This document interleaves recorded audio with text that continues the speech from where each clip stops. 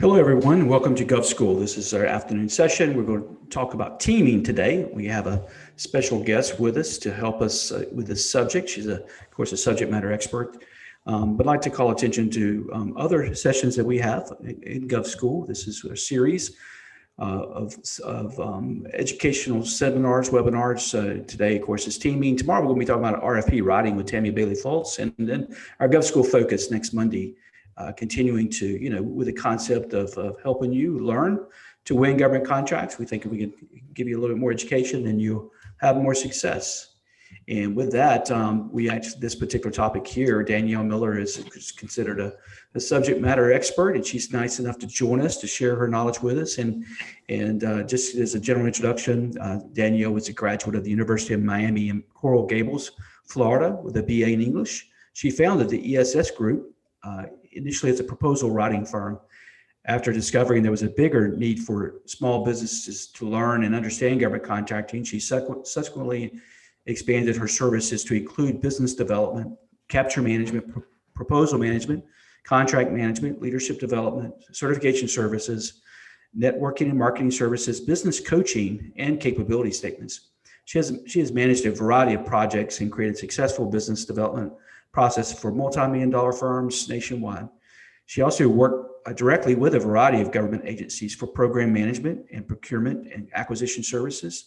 And now she's offering her experience and knowledge of small business development and government contracting through mentoring programs and online courses to ultimately reach and help more businesses. She brings over 13 years of management, leadership, and strategic planning experience. Her passion and the company's goal that she has is to help businesses succeed in government contract.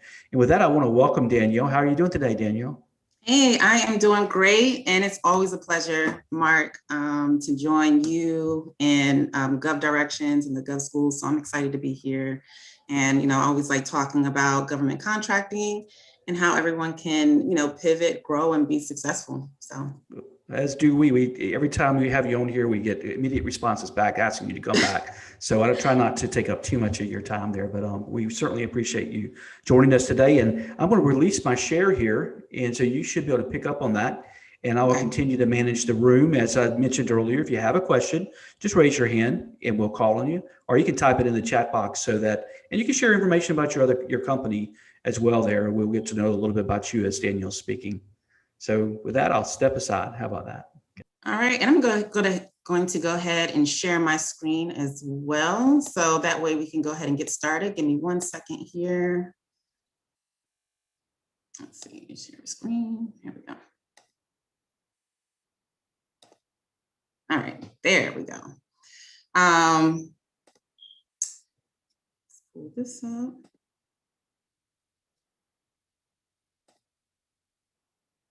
All right, well, hello, everyone. Again, I'm excited to be here. Thank you, Mark, for that great introduction. And so today we're going to be talking about teaming, strategic partnerships and relationships, and why it's so important in government contracting. Like Mark just mentioned, I work with a variety of different firms, that were just getting started, as well as multi-million-dollar firms, and help them grow and exceed their government contracting goals. And so one of the very important components of that was just having good relationships in place, especially if you're just getting started in government contracting. It might seem overwhelming to feel like, how can I manage these contracts? And I'm only a one-man or two-man show. Well, a lot of that comes from relationships, and then a lot of that strategy comes from building the right teaming partners. So we are definitely going to touch bases on that today. Let me see if I can hide this. Oh, there we go. So a little bit about myself. Mark kind of gave you the rundown of who I am, but yes, I am the founder and CEO of ESS Group. Started out as a proposal writer. Now over 14 years of management, leadership, and strategic planning experience. I've been immersed in government contracting for quite a while now. I actually have family members, even when I was younger, I didn't realize till I got older, that had 8A firms and contracted with the prison systems in Pennsylvania, and also have an uncle who's retiring as a contract manager for over 40 years. So I got a lot of experience from family, and also just kind of being out there and working with different companies. So on a personal level, I have two beautiful children. They keep me going. This is why I started the business. And, you know, they're excelling in track and in academics, so I couldn't be more proud of them. So moving right along, just kind of giving you an introduction, just kind of told you relationships are a huge factor in success. They're a huge factor because it allows you to open up the door for more opportunities for your business. But it's also important to know how to build those relationships, how to find them, and what to do once you have them. So what we'll talk about today, and some of the key points that I'll talk about today are what are the common teaming relationships? Why are these relationships important? How do you find and build those relationships, and what to do when you're ready to work together? So the common teaming relationships in government contracting, and there's so many different relationships. This is not the end all be all, but this is just the very basic common relationships that are out there. You have your prime contractor, subcontractor relationship.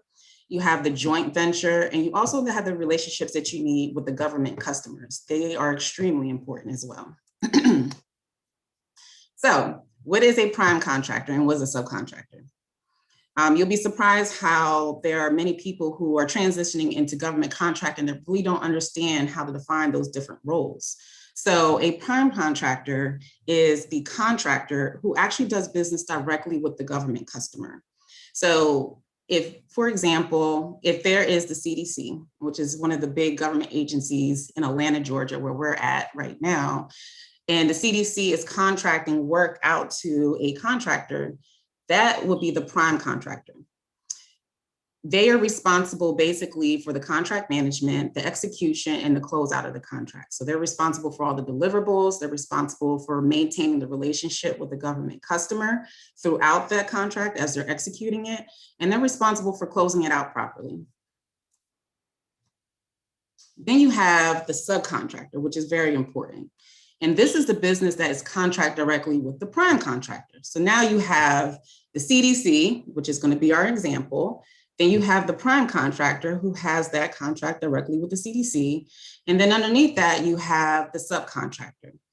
So they're, like I said, directly contracted with the prime, and they typically perform a portion of the contract that the prime has with the government customer. So they're responsible for the requirements of the agreement they have with the prime contractor. So let's use an example. An example would be if the CDC wants to contract out construction work. And this is one of my favorite types of examples because I used to be in construction and abatement a few years back. So say, for instance, the CDC has a construction project and they contract with the general contractor. The general contractor, again, is responsible for the totality of the work, but in those construction contracts, there can be a variety of different things that need to be taken place. It probably needs flooring, it may need abatement work, painting, demolition, you name it. It could be a lot of different services underneath that one construction contract. Well, it's not necessarily expected that the GC is able to perform all of that in-house. And in-house means with their own personnel, employees, and teams and departments within their company. So the beauty of government contracting is the general contractor can get that contract with the CDC, and they're able to subcontract out, say, for instance, the flooring to a flooring expert, someone who can, do the flooring work or whatever is necessary for that portion of the contract. And the beauty for the subcontractor is they don't have to be bothered with the totality of the contract and how it's being executed. That flooring contractor can come in and just perform the flooring work, close out with the prime contractor, and then they're out of the picture. In so many words. So that would be what a subcontractor is. They're just responsible for their portion of the contract. And if you have any questions, you can leave it in the chat. I'll get through the slides and then answer any questions at the end. That way it'll be easier for me to kind of juggle back and focus on each question. So then another common relationship that you will see in government contracting is joint ventures. It's common, but a lot of times many contractors will choose other avenues before they choose a joint venture because it's such a huge responsibility to get in that type of relationship. But a joint venture is when there is a relationship between two contractors, which is two entities, two businesses, essentially, that come together for a common project or task. So a joint venture can be described as a contractual agreement between two or more entities that aim to undertake a specific task. Joint ventures can be confused with partnerships sometimes because you do have to, when you're forming a joint venture, it is something where you actually go through the Secretary of State and you actually form a legal entity, but it's different from a partnership.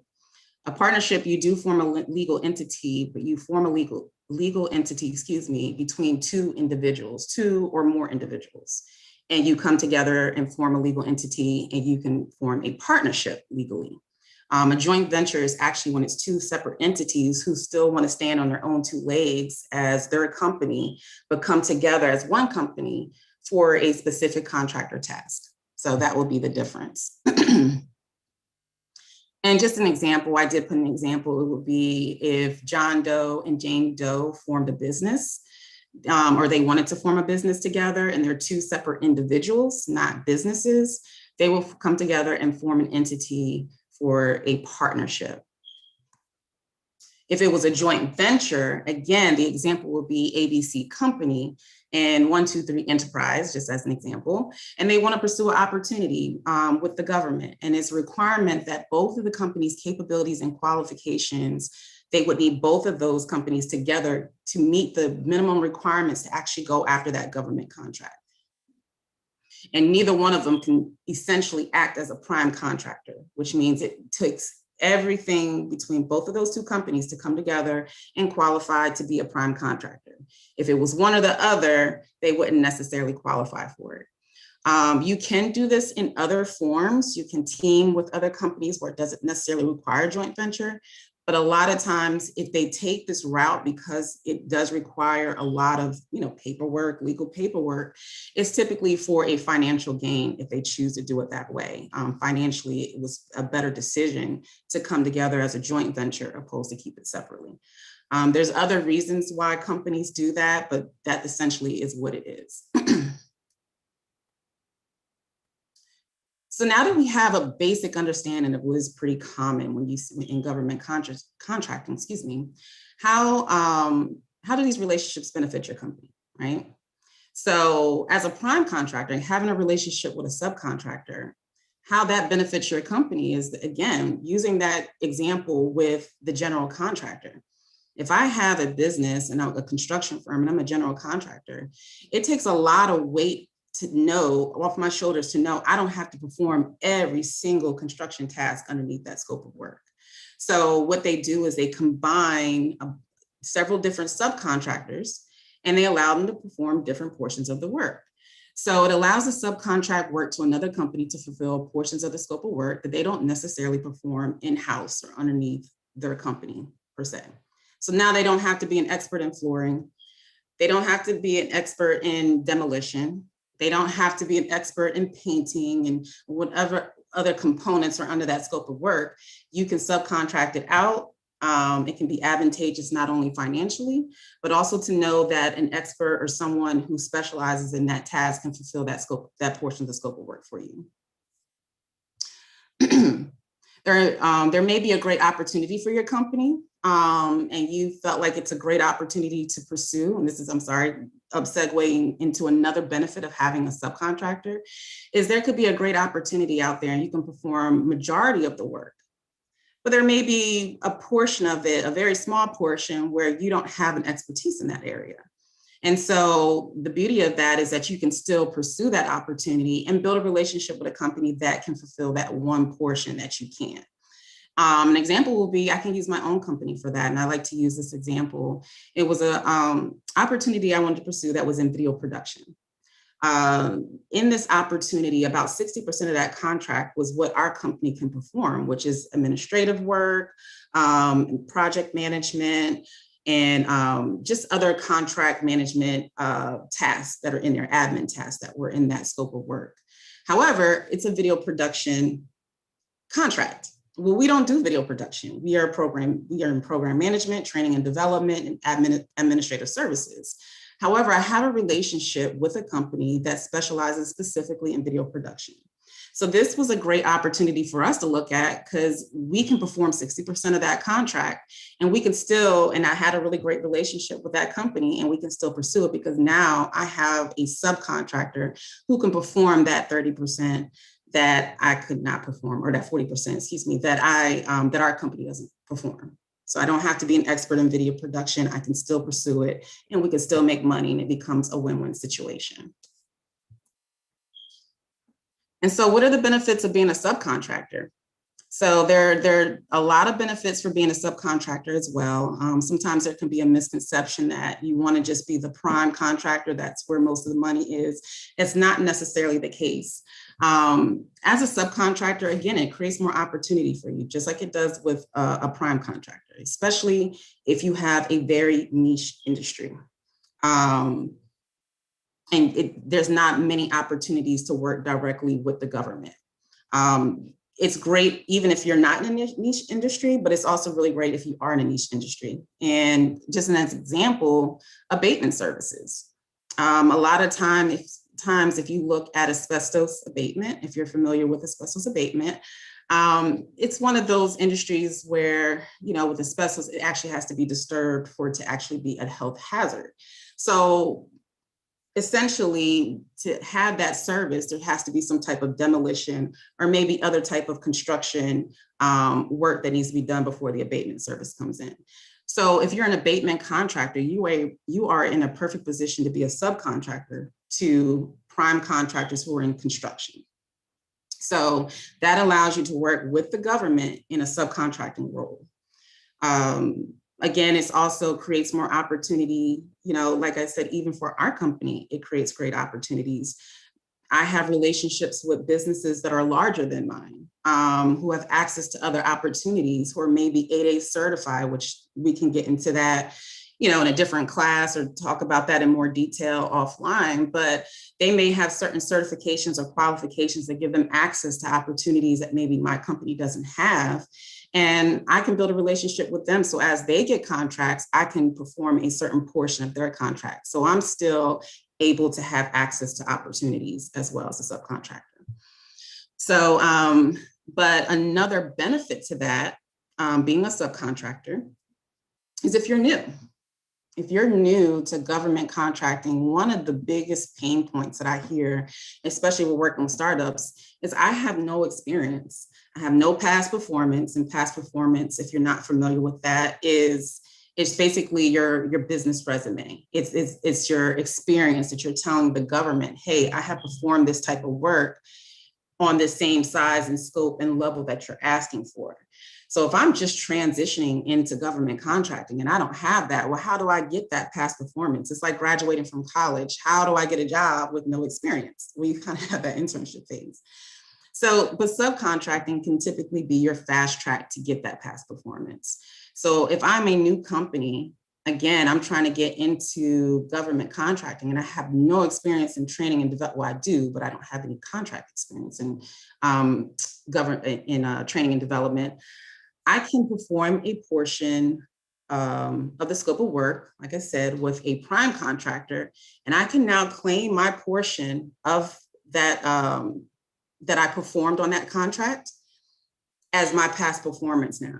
So if it's a Navy contract and I have subcontracted with a larger company on that Navy contract, I can now claim that contract as my past performance. And as you build that up, typically you need at least a minimum of 3 past performances to really qualify for many of these opportunities. But as you build that up, after you do a few subcontracting opportunities, you're now opening the door to say, hey, I'm experienced now. I can now start going after government contracts directly with the government. So those are just a few benefits. I mean, there's several other benefits, but for the sake of time, those are some of the main benefits to it. So what are the benefits of a joint venture? So we touch bases on a joint venture that, yes, one of the main benefits are, if both of the companies don't necessarily have the qualifications and the capabilities to go after an opportunity to qualify for it, they will come together, combine their capabilities, combine their qualifications to qualify. So again, just like the other relationships, you're opening the gate for more opportunities for your company that you may not have been able to qualify without it. So just want to throw that in there. So the relationships are not only good for contractors, we went over those benefits of how it's a benefit for you, but it's also a benefit for the government too. So for the contractors, of course, it allows you to collaborate your capabilities to go after opportunities. But for the government, it allows them to get the best combination. I feel like I need to dig this down. Yeah, that's better. It's distracting. It was all in my way. So for the government, they get the best combination of the performance, cost, and delivery of the service or product. So there's also a huge benefit for them as well. So essentially, instead of a prime contractor trying to hire and meet the needs of the contract, you're basically saying, hey, I'm getting experts in each area so I can make sure I'm giving you the best product or service at the end of the day. So it benefits both the contractors and the government. So it's great. Now we know what those relationships are and some of the benefits of it. So how do you find these partners? Again, that's another pain point that I hear a lot. I know I need a relationship. I know I need this to open up the door for more opportunities, but where do I find them? And even now, we're still in the pandemic, even though things are opening up, even though we're going to more events live and everything's not necessarily virtual anymore, but we're still dealing with that. And so some of the ways to find some of these partners is through networking events, through classes like these, networking through chat, and networking through virtual events.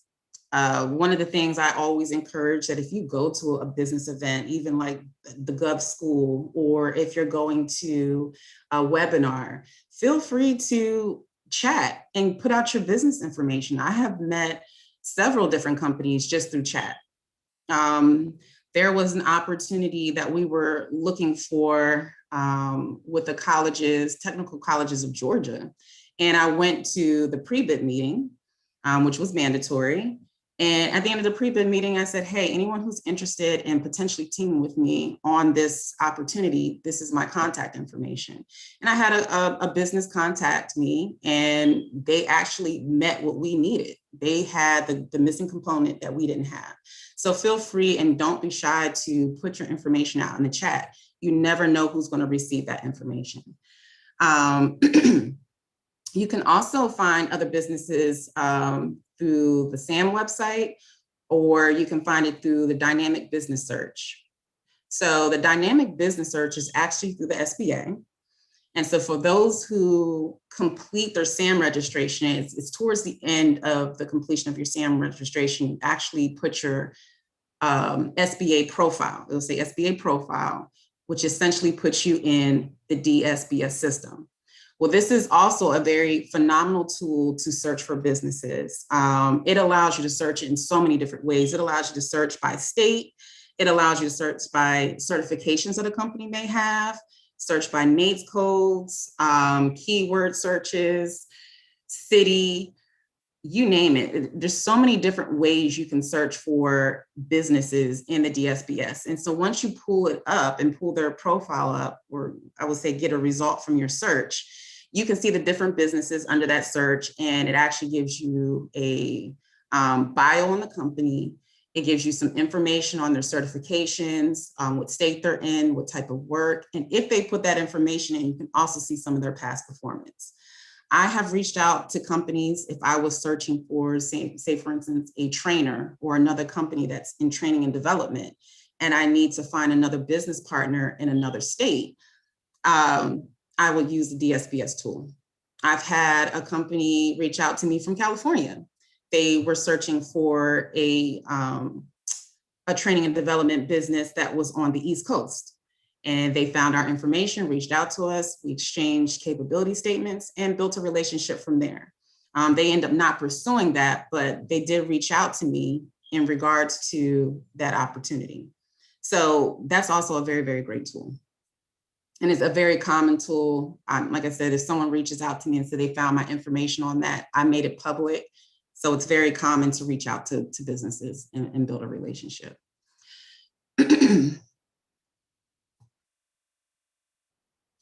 So another great way to find potential teaming partners is through beta.sam.gov. And so what beta.sam.gov is, just in case you're not really familiar with that website, that's actually where you find the federal opportunities. All federal opportunities are going to be posted on that. You may find a few that are posted just on, especially if it's a an IDIQ or a GWAC. If it's a special type of contract or a contracting vehicle, you may not see that on beta.sam.gov, but for the most part, the federal opportunities will be on beta.sam.gov. So one of the interesting tools that they have on there is that if you find an opportunity and you're interested in that opportunity, but again, it may not be something that you can perform completely in-house with your business, you can click on the interested vendors list. And the interested vendors list is anyone who goes to that opportunity and selects the interested vendor that they're interested in that actual opportunity. And you can view all those companies that are interested in that same opportunity.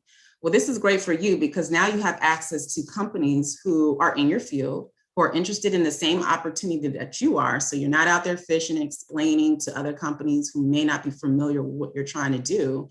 You have access to companies who are interested in the same opportunity. And you can reach out to them and see how you can potentially work with them on this one, on that particular opportunity. And even if it's not that, say, hey, this may not be a good one for us to work on, but can we stay in contact? Because there may be other opportunities like this that we can build a relationship and potentially work together on. So again, it's a great way to get contact information for people in your industry or do something similar that can potentially be a subcontractor, or you can seek prime contractors that way. So that's a great tool. One thing I do want to point out is that you must create a login and you must be logged in to access that information. So if you just go to beta.sam.gov and click on contract opportunities and you're just on the general site, you're not going to be able to see the interested vendors list. But if you create your login, which you definitely want to do that to track opportunities, there's other benefits for actually creating a login. You have to be logged in to access that. So just FYI, when you go home and you want to test that out. So the Department of Transportation is another great way to access businesses. Again, I'm in Georgia. We're based in the Atlanta area. So in Georgia, we get DBE certified and MBE certified through the Department of Transportation.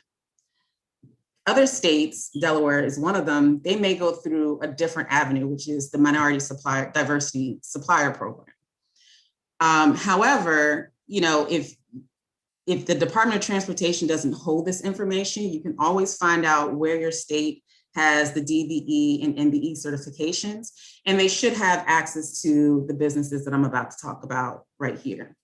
So for Georgia, the Department of Transportation, we can actually go to that website and we can look at the non-small business directory.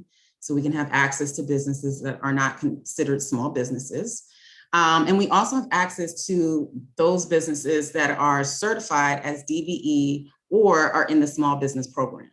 Again, you're getting access to those who are already in government contracting, who are certified, so they're serious about government contracting. And so if you come to them or you approach them with an opportunity, you're really kind of talking to like-minded people and like-minded businesses, opposed to just trying to Google another company that's in your industry, or you go to a networking event and they may not be in government contracting or really understand the direction you're going.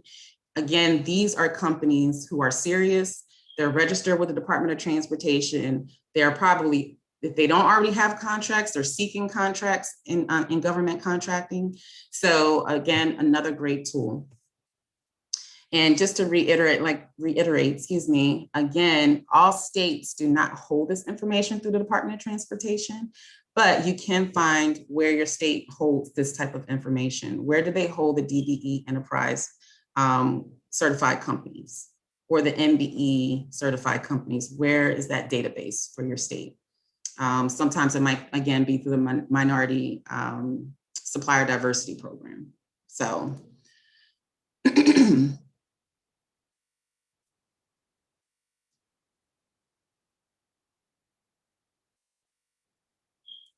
oh, so this is, I'm sorry, I forgot I put this in there, but we do talk about this also in our online courses. I was actually going to mention that towards the end. So with ESS Group, of course, the company that I founded, we also have the Academy, which is Ess Academy.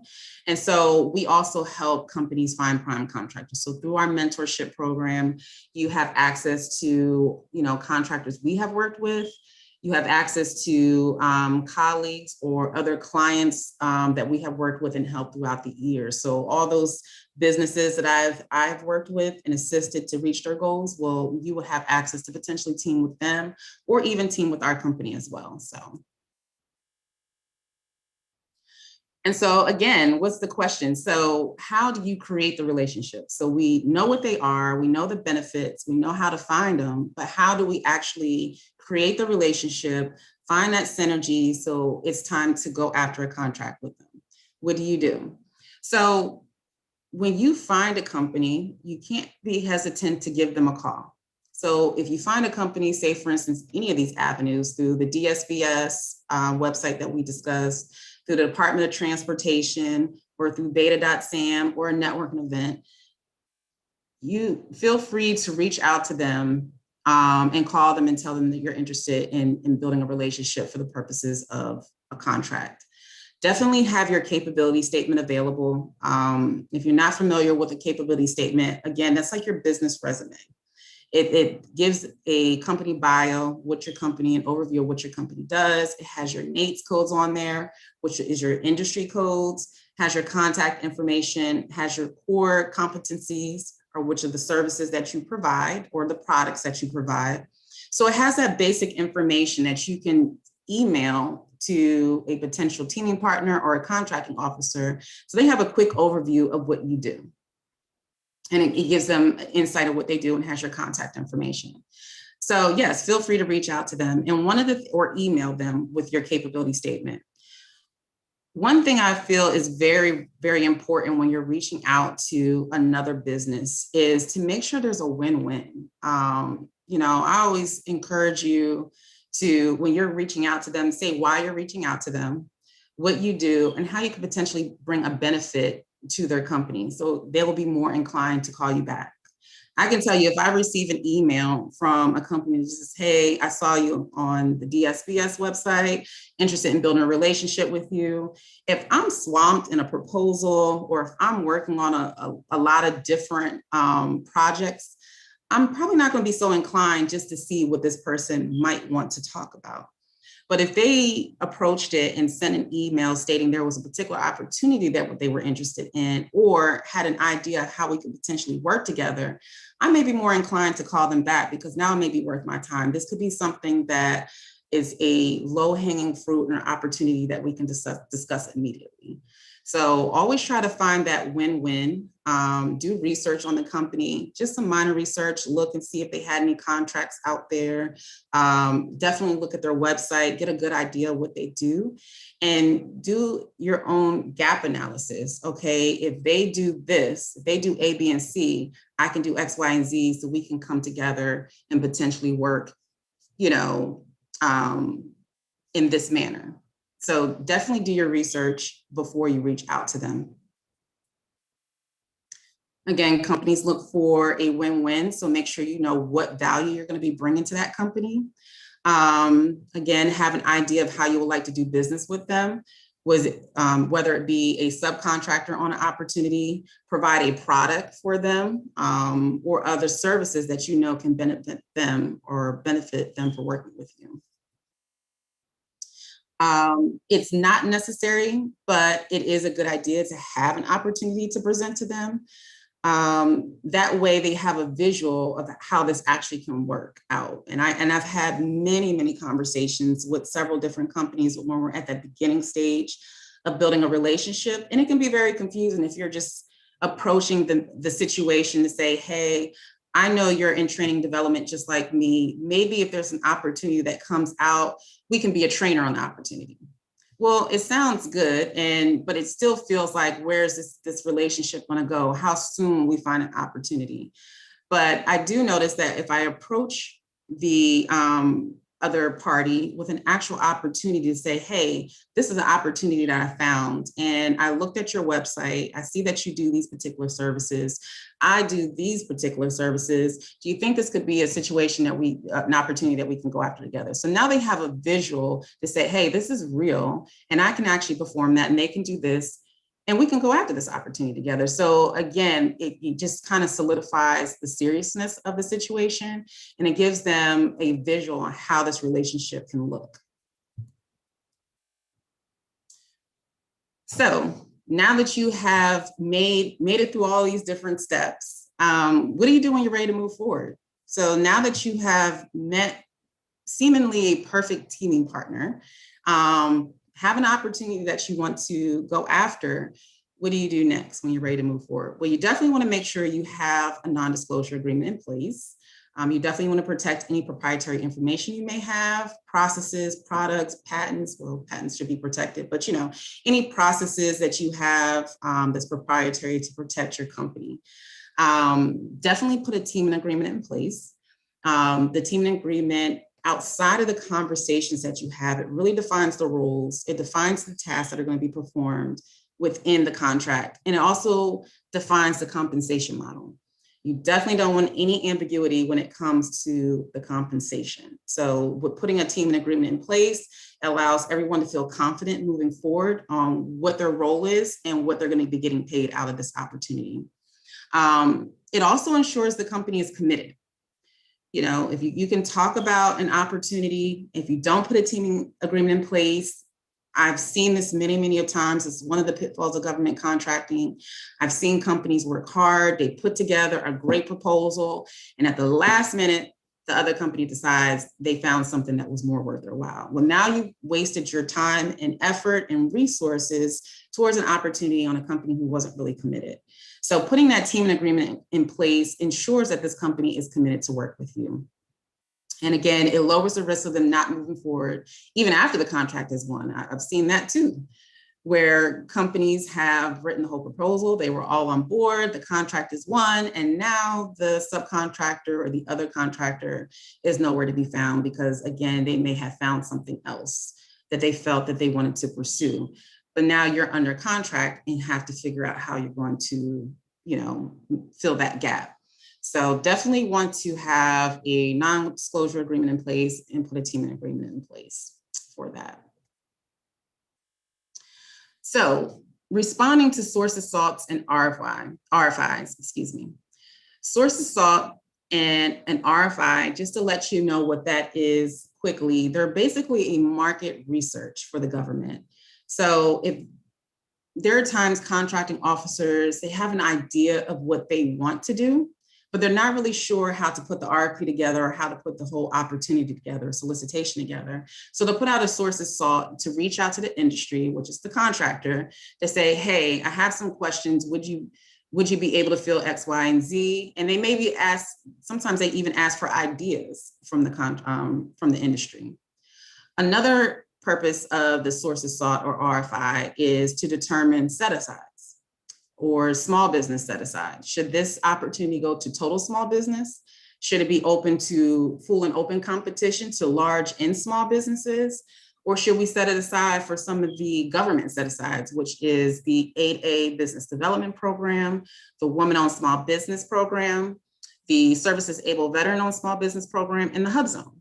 They have to determine, do they even have businesses in those set-asides that can actually perform the work that they're looking for?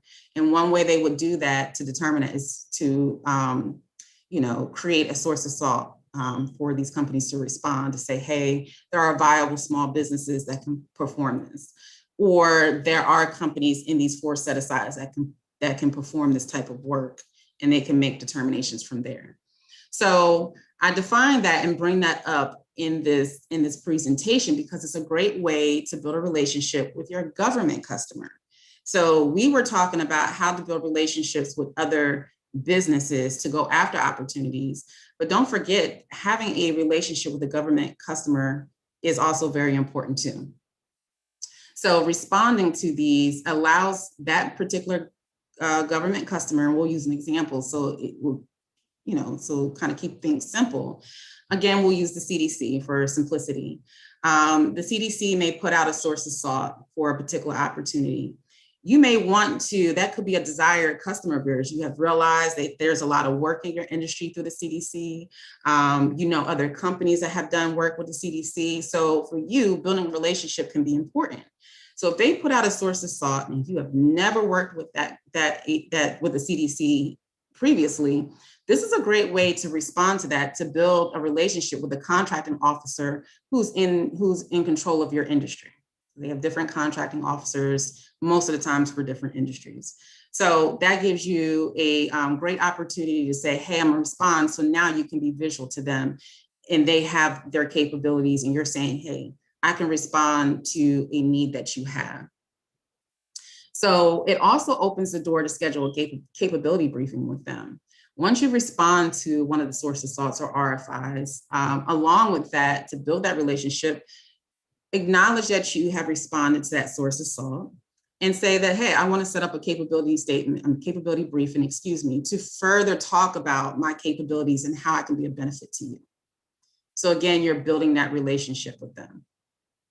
One question many would have is, why would I build a relationship with a government customer if it's a competition, if it has to be fair and open competition? Building a relationship with them won't necessarily help me because I still have to respond through a bid or I still have to respond through a proposal. Well, yes, you have to do that, but you're also doing business with people. So if I'm a contracting officer, and I actually heard this from contracting officer colleagues, that if you are swamped with 20 proposals and for sure one company has already meets your needs. You've already met with them, you've already talked to them, you pretty much already know that they can perform this work. Of course, you're gonna look at all of the RFPs. Of course, you're gonna look at all of the proposals because that's what they have to do. But at the end of the day, human nature, it can give you some leverage if it boils down to your proposal along with another proposal to say, hey, I don't know who this person is, but I do know this person. They're equally as good. They're scoring equally. You're probably going to go with the company that you know. If it boils down to a tie or both, two or more companies score fairly equally across the board on the proposal, typically they will most likely go with the person that they know. But it's also important to build those relationships with them through certification reasons as well. Of course, you have the 8A business development program. You have other where you can get sole source opportunities. And so a sole source opportunity is outside of that fair and open competition. The government actually has the ability to directly award your contractors a contract directly without competition through sole source opportunities. And the way you can do that, again, is through the 8A business development program. Even if you don't have that certification, there's other ways to get sole source opportunity if you actually offer a service or product that no one else can provide. And there is really no other competition out there. They actually can sole source an opportunity to you without even having the 8A business development program. Or the service disabled veteran-owned small business certification. They can also qualify for sole source opportunities. But building relationships with them are important because how can they directly award a contract to a business that they have never met or talked to or know that they can fulfill the work or the task that they're looking for? So building those relationships with the government customer is important so they know that you have a product or service that is very rare and that there's very low probability that another company can perform that. It can open the door for those sole source opportunities. For 8A, it's huge. I know we don't have the time to go in depth about the complete certification, but it is a 9-year program. So once you get into that 8A business development certification, you have 9 years to have the opportunity to take advantage of opportunities that are specifically set aside for that certification. And you also have 9 years to take advantage of being able to be directly awarded contracts without competition. But in order to take advantage of that, building these relationships, responding to sources, salts, and RFIs can be very advantageous, because now they know who you are, you're building that relationship, and they can actually pick up the phone or email you and say, hey, can you give me a quote for this particular opportunity? Because I know your company can perform this type of work. Industry days, they're not really doing so many of these since the pandemic, excuse me. It's opening up a little bit more, but industry days are typically connected to a sources sought or RFI. Again, it's just the contracting officer reaching out to the industry to get more information that they need to gather to create a solicitation. So you can respond to the sources sought, and then you can also attend an industry day, which is attached to that same opportunity. And you can meet directly with the contracting officer and ask pointed questions directly to them, meet face-to-face with them so they can get to know who you are and your business and your capabilities. But it's also really great to meet other companies, just like I said, through networking events, because now you're in an event with other companies who are interested in the same opportunity, who you can potentially team with and kind of figure out how you can work with them on this opportunity or other ones. So industry days are another great way to both build a relationship with the government as well as with other businesses. So I know I probably covered a lot of information in such a short period of time, but just to kind of give a recap of what we talked about. Of course, we talked about the common teaming relationships, why these relationships are important, excuse me, how you find and build those relationships, and what to do when you're ready to work together. And so if you want more information on how to be successful, of course, in government contracting, we do have our Ess Academy, which offers the mentorship program, which gives you live, virtual, very similar to this type of setting, mentorship, very old-fashioned type of mentorship, where we hit head on your pointed questions and move your company in the right direction where you need to go. And we do offer self-paced, convenient courses that give you the information that you need to be successful. So I will open it up. Let me stop sharing my screen here. Stop screen share. So if there's any questions, I will open the floor for questions.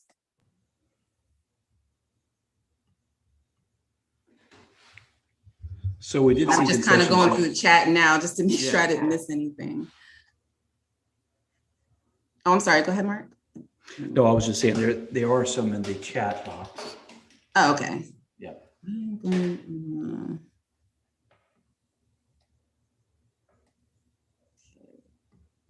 If you see some and I'm missing it, just let me know. I do see some people who want to team. Yeah, definitely. If you're looking for any type of teaming partners, partnerships, definitely feel free to reach out to me. I will also put my contact information in the chat as well. Mark, do you see a question I'm missing? I think there was one question about there's a large CPA. They want a team with a large CPA firm. Okay. And what would you think would be the best approach to approach that company? Okay, yeah, so just the same way, very generic. You don't have to overcomplicate things because you really want to establish that synergy and where you fit in. So really know what services that you provide that will benefit a CPA company. Again, I always tell any of my mentees or any clients that I worked with in the past, you know, when you're looking for these companies and you see a company that you want to work with, whether it's you found it through an opportunity or you're just doing a generic search to say, hey, I need to find larger companies to work with, view their website, look at all the services that they provide. There's ways that you can find contracts that they've actually performed on. If you're going to, let's say, DSBS, where you know that they're for sure a government contractor, or you're finding them through beta.sam.gov. there's ways that you can even find contracts that they may have performed on. So definitely do your research with them so you would know exactly what they provide and how you can actually assist that company. Just an example, again, I'm in training and development. However, there are certain things that we don't do in-house, like we don't have LMS systems. So if we're seeking to go after a particular opportunity that requires that, I'm going to search for a company that actually provides those LMS systems.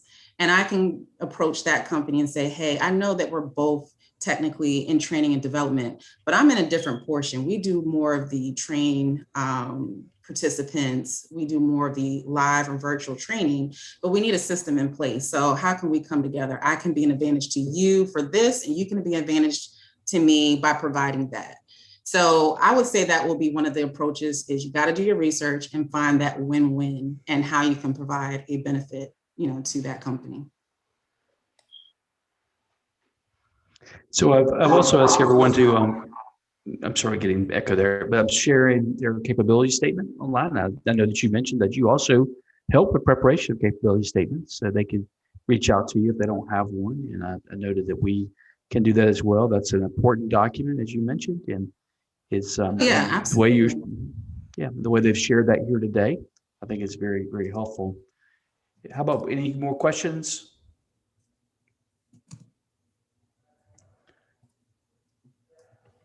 So I can't thank you enough for coming today. The way here says, Daniel, when a prime contract is awarded to an organization, does the prime have to get permission from the Gov to team with a certain lower tier subcontractor? Not necessarily permission. It's completely up to you to make that discretion and choose the proper subcontractor.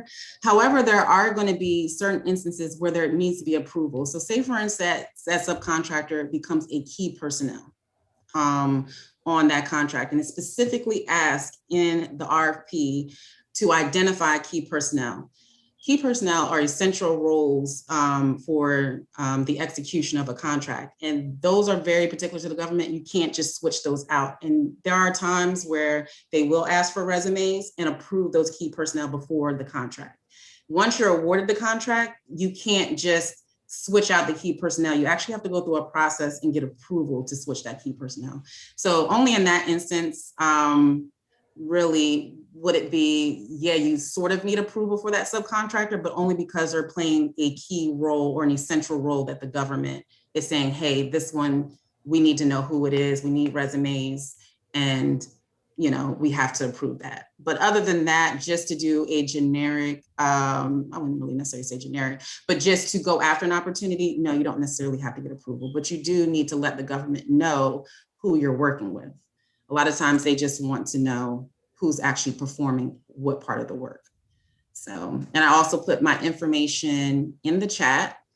Feel free to either call or reach out. Mark also has my information as well. So if you're interested in any type of mentorship or online self-paced courses, Mark also has information on the company. You can reach out to him as well. And here, of course, is your website, Ess Academy. I have it memorized, though. Academy.net. Okay. ESSacademy.net. I was looking, I wasn't sure if it was .com or not, but so you can go and check out Danielle's company. And once again, can't say enough how much we appreciate this. And I already put down here a note to say certifications is next. That's the next session, so that you could help us with potentially. So give us reach out to me at some times, and we'll get you on our schedule again. And keep these informational sessions going. You certainly are an expert for them to tap into. And I encourage you to contact her and ask questions and see how they can help you. But we want to thank everybody for tuning in today. And just a reminder, tomorrow at 2:00, we'll have Eastern time. We'll have our RFP writing course with Tammy Bailey-Fultz. And we'd like to introduce you to those individuals, those consultants who can help you and in a lot of different areas. And so please join us tomorrow at 2:00. But unless you have any final questions, what would you recommend as a starting point to win government contracts? They're still coming in. I'm going to keep you on here as long as you like. Oh, okay. I didn't know. Let me look at it. Let's see. Oh, okay. I see. Great information. Let's see. You are in sourcing medical equipment supplies. It's great. I have a few mentees that are in that area where we're actually actively finding opportunities. And what would you recommend as a great starting point? So the good thing for you, if you're actually providing a product and service, or just even products, you have the opportunity to approach it through bidding. A lot of times with products, most of your opportunities are going to be through bidding, where they're really looking for lowest price. And a term you may want to write down is LPTA, lowest price technically acceptable, can be very common. So if you're looking for an opportunity to provide supplies or products, you can find opportunities that really they're just looking for lowest price. They do want to know if you have some experience, just for the sake of saying, hey, we know that you're a viable company, but that could be a great way for you to get started. But also, like I mentioned before, that fast track into government contracting is through subcontracting. You can provide products or services. I'm not sure of everything that you do, but again, find companies that are in your industry that you know that you can be an asset to them. Or even if you search an opportunity, and I know that's another technique, you can go on beta.sam or you can go on GovDirections. It's excellent. I use GovDirections all the time, really for mentees, and I have people sign up for them because it really condenses a lot of opportunities in one place. But not to digress too much, but if you find an opportunity that you feel like is a really good opportunity and you know you can perform, again, a portion of that, being a subcontractor to another company is a great way to build up your experience. Because once you guys want to contract together, that portion of the scope that you perform now becomes your past performance, and you can continue to build up your past performance so you can essentially become eventually a prime if you want to. So, and make money while you're doing it. So as a subcontractor, there's a lot of subcontracting opportunities where you can make a lot of money as well. So. And I think the last question we had there was related to SAM or SAM.gov. Of course, they've been going through a lot of changes itself, but about demand of services and somebody, how long do they actually stay active in SAM? SAM, you need to renew every year. So once a year, you want to renew your SAM registration. So it says, I registered with SAM some years back to see if I could obtain a government contract for offering behavioral health services, but there was not a high demand. I'm wondering if that might have changed since the pandemic. I am a woman, veteran-owned and minority behavioral health private practice. Would my info in SAM still be available even if it's not currently active? Or would I need to start the registration process over? Yes, you absolutely need to reinstate your SAM. It has to be active. So if you're going to go after an opportunity, they will ask in the RFP to have an active SAM registration. It's pretty much, your information can still be viewed, like Mark's going through it. If you go through an advanced search, you can actually have the option to click on inactive. Your information could still show up, but again, it needs to be active to qualify for a contract. So that's correct. So we're right at our 5 o'clock mark, and I promised you we get you offline by then. So I want to thank everybody once again for coming today, and we will be back in touch with you, Danielle. Thank you so much today. All right. Thank you, Mark. Always enjoy. Bye, everyone. Have a great evening.